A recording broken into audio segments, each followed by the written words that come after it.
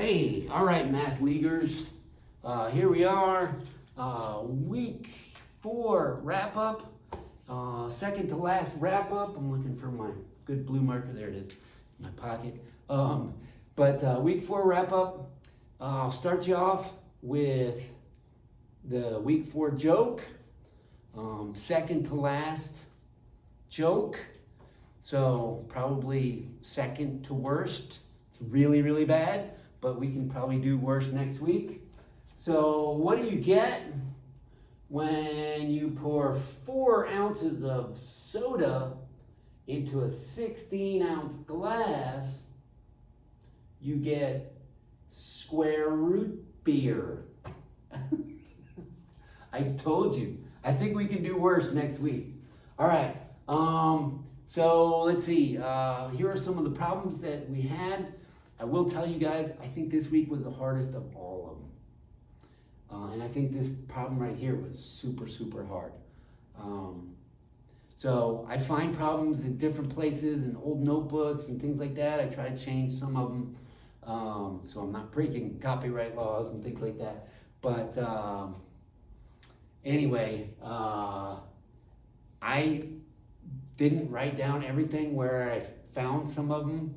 And even though I changed them, I'm like, oh, I don't remember where I got that problem from, so I had to work back through some of the answers, didn't have answer keys, and there were some really hard ones this week, including this one. Number 10 was super hard. But anyway, here it is. Number 10. It says there's a cube, it's sliced so that it cuts it into like 2 pieces. And then it says the face of the largest face of one of the pieces is 242 times the square root of 2 is the area. Like, I don't even know what that means to start with. Well, first you have to think about it. This is a cube. Underneath, on the bottom of the cube, is like a square, right? Because there's squares all the way around. Okay? But when you make this slice, this is a rectangle. Okay? This diagonal is longer than the length of a side, but this, like the base of this rectangle, is the same as the length of a square, but this diagonal is longer. So the largest face is this piece right here. So I pulled that out right here, and we're looking at it as a rectangle. It's a little bit bigger, okay, than like just one of the squares. That would be like underneath or the front face or whatever. And obviously the triangles aren't the biggest because they're triangles. They're not as big as rectangles. Okay, anyway, so now, because it's a cube, when I slice it here, this is a 45-degree angle because it's a perfect cube, right? So from there to there, it's a 45-degree angle. 45-degree angle, I know, especially for you younger ones, we have this special right triangle, the 45, 45, 90 right triangle, where if these two are 45 degrees, if this is like 5 inches, then this is 5 inches. And then this ends up being, it's 5 times the square root of 2.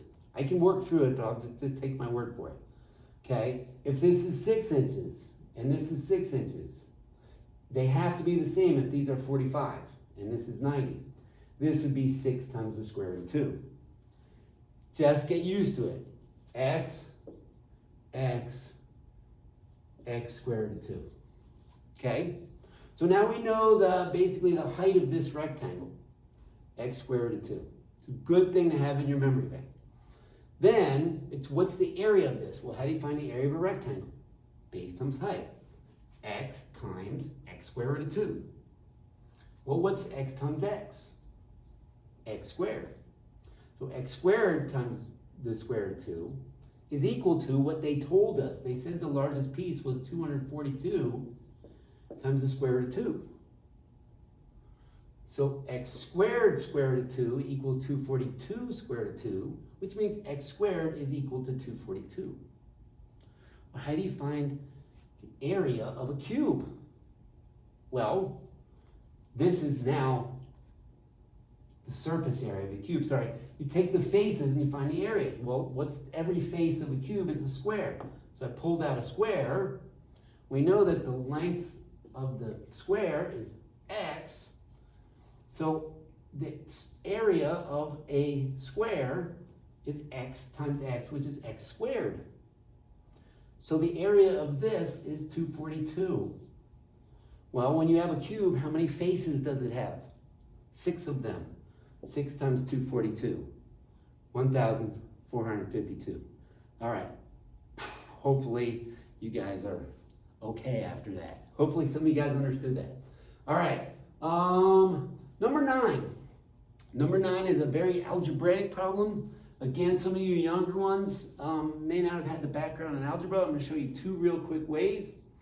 It says Joey Chestnut was eating hot dogs at 42 hot dogs per hour. It said Nate was eating hot dogs at 36 hot dogs per hour. But Nate ate for twice as many hours. Altogether, they consumed 1,254 hot dogs. Okay. Well, then here's the question. How many, I think the question was, how many hours was Joey Chestnut eating hot dogs for? Okay. So, where was I? Right here. And I got to double check that might not even be the question, but we'll figure it out. Okay. Where were we? So Joey Chestnut ate 42 times however many hours. So 42 times, we'll call it X. X is the number of hours. Well, Nate ate 36 per hour, but for double the hours. So 2 times X.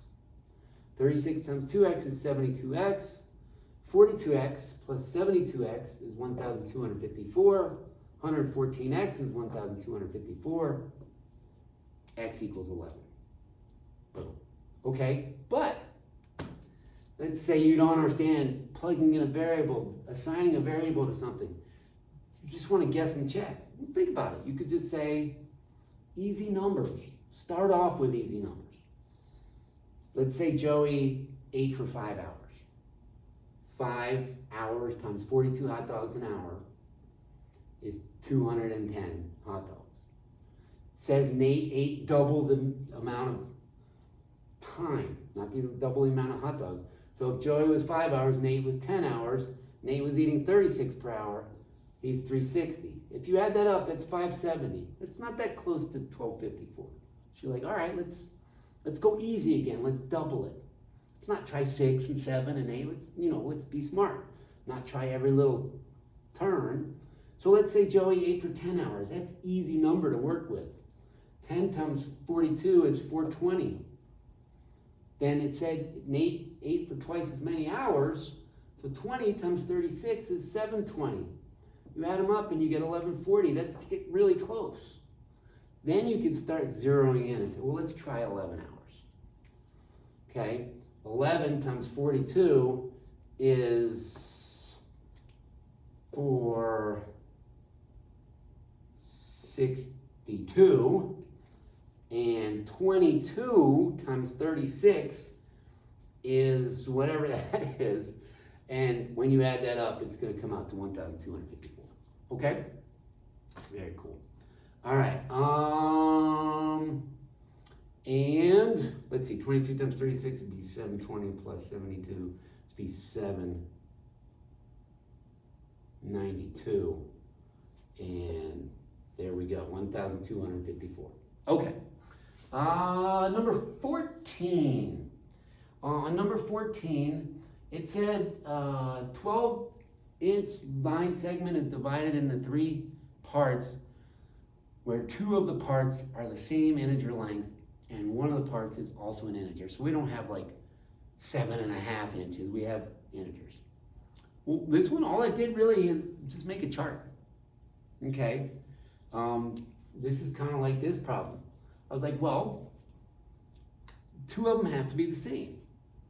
So what if they're 1 and 1? Then the other segment has to be 10. What if they're 2 and 2? The other segment has to be 8. 3 and 3, 6, 4 and 4. This one's a little tricky.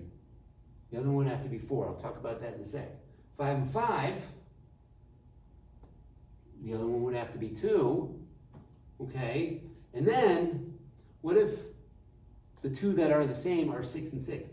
Well, then that's just cutting it in half. That's not 3 segments. So this one doesn't count, because you can't have a 0-inch segment. Now this one right here, I don't know if you read the problem as, it said the third, 2 of them are the same, and the third one is also an integer. So if you thought the third one had to be a different integer, then you wouldn't count that one. But if you thought the third one, like these 2 are the same and this is an integer, I took it either way. So 1, 2, 3, 4, 5 is a good answer. But if you put 4, I also took that. Okay? All right, and what other one did we do? My pattern that I did here, it was A, G, D, J, G,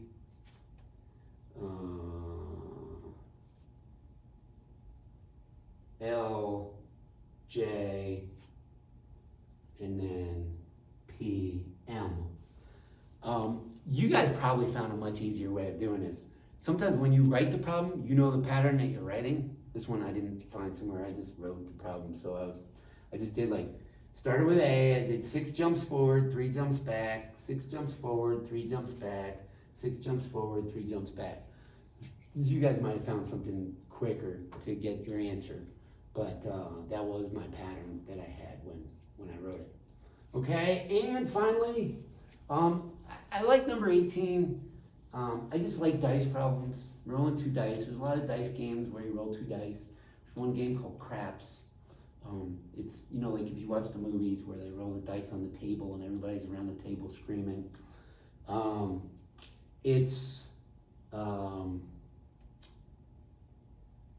You win. It's, the real rules are, if you throw a 7 or 11 on the first roll, you win automatically. So you can make a quick chart. This is die number 1. You could get a 1, 2, 3, 4, 5, or 6. This is die number 2. You could get a 1, 2, 3, 4, 5, or 6. 36 things could happen. Out of those 36, 1, 2, 3, 4, 5, 6 of them are 7, and 2 of them are 11. So 8 of them are automatic winners out of 36, which reduces down to 2 nights. All right. And yeah, there were some other hard ones. Week 5 should be a little easier. Kahoot coming this week. I know I'm trying to cut down on the emails, but I'm gonna probably bother you with emails this week, and because it's the last week, right? And we got to start school. I don't know if any of you guys in the other school districts are starting this week. St. Margaret of York's not starting till the following week. So have a great week 5, guys.